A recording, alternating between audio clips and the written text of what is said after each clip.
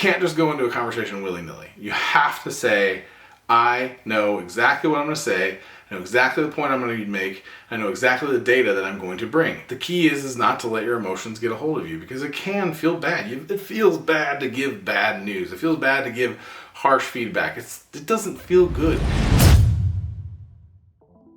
What's up, leaders? What's going on? Welcome to another episode of Lead From Your Podcast. I'm Jason. Today, we're going to talk about difficult conversations. We've already talked about this in another episode. I'll link that below in the description. Difficult conversations are by far, I'll say it again, the hardest thing about leadership. Difficult conversations, whether that's firing somebody, telling them they're not doing a good enough job, telling somebody that they need to pivot or lose their job.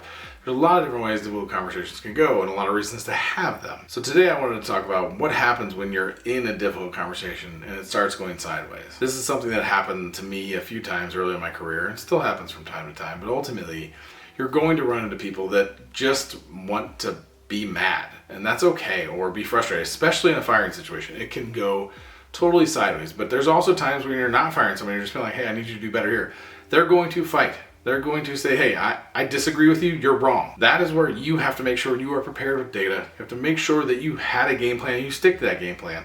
You make sure you role play, and hopefully that role play involves something of somebody pushing back. All those things are important and are all discussed in the last of the whole conversation. But what happens if you do that, you do all that and it still goes sideways? The number one thing to do is stick to the plan. Whatever your plan was, stick to it. It's gonna feel hard. It's gonna feel like you've derailed because they're upset. Don't take that on. That is not yours to carry. They're frustrated, they're disagreeing, and that's okay. If it's a situation where you're firing, you just stick to the plan. Keep saying what you're saying. Say, I understand what you're saying, but that's not what we're here to talk about.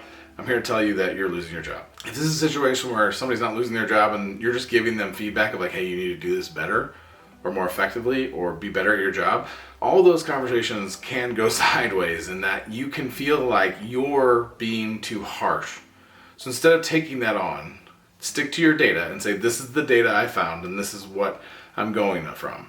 If you can present to me other data that contradicts this, we'll have a conversation. But for now, I'm telling you that the data shows you're not doing your job to the level we need you to do it to. The key is not to let your emotions get a hold of you, because it can feel bad. It feels bad to give bad news. It feels bad to give harsh feedback. It doesn't feel good, even though you're doing it for the right reasons, right? You want that person to keep their job. You want that person to keep working here and be happy.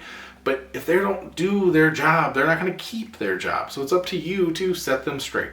Doesn't feel good, but you have to take the emotions out of it and remember that you're trying to do the right thing. The best way for me, the best way I like to think about it is be human, but be firm. Know that you've done the due diligence. You've looked at the data, you've done the role playing, you've done all those things. You're ready for this conversation. If you haven't done any of that, watch the video in the description and get better at difficult conversations, because every difficult conversation you have should have those components laid out and ready to roll.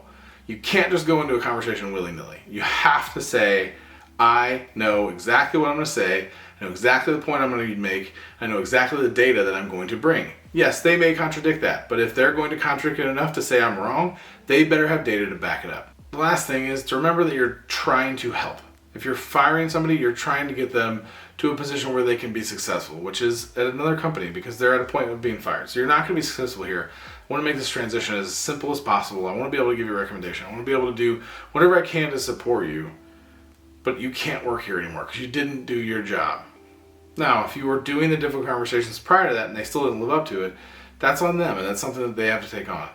But if you're doing the difficult conversations ahead of the firing, you're doing it because you care. You want them to be successful in their job. You need them to be successful in their job, and they need to be successful in their job for the team to be successful. And if they're not holding up their end of the bargain, they're not fit to be in the company. That sounds harsh, I realize that, but that is just the black and white nature of business. You have to do your job. If you don't do your job, there's somebody else that would love to have that job and actually do it. It's up to you as a leader to remember that you are trying to help them keep their job, to grow, to get promoted, to get raises, to get all the things that most people are looking for. If you remember that and you keep that in the front of your mind, keep the emotions out of it, stick to your plan, and make sure you have a bunch of data to back up what you're saying, you will be able to get through the conversation even when it goes sideways. Don't tie into the emotion. Stay separate, stay firm, but be human. Hope this was helpful. If you have any other tips or ideas on how to kind of get a conversation back on track, please throw them in the comments, shoot me an email, any of that stuff, DM, whatever. It's all good. Otherwise, if you like what you're hearing, please like, subscribe, follow, all that good stuff. From there, yeah, just be human. Other than that, take care.